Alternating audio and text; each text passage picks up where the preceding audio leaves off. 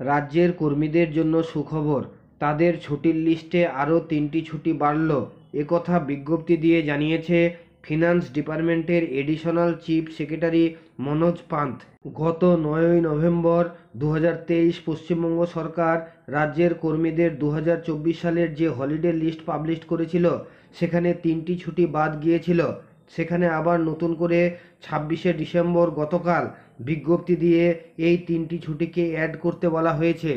এই 3টি ছুটি হলো 1 জানুয়ারি হ্যাপি নিউ ইয়ারের ছুটি, 26শে আগস্ট জন্মাষ্টমী এবং 7ই নভেম্বর ছট পূজা উপলক্ষে ছুটি।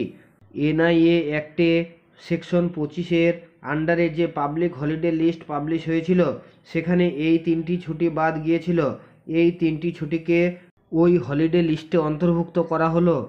অর্থাৎ এক কথায় বলা যায়, রাজ্যের কর্মীদের আরও 3টি ছুটি বাড়ল। যে কোনো আপডেট আসলে আমি আপনাদের সাথে শেয়ার করি। ভালো লাগলে লাইক দেবেন, শেয়ার করবেন। আমার চ্যানেলে প্রথমবার আসলে এ ধরনের খবর পাওয়ার জন্য অবশ্যই সাবস্ক্রাইব করবেন। পাশে থাকা বেল চিহ্নটি টিপে নোটিফিকেশন অল করে দেবেন।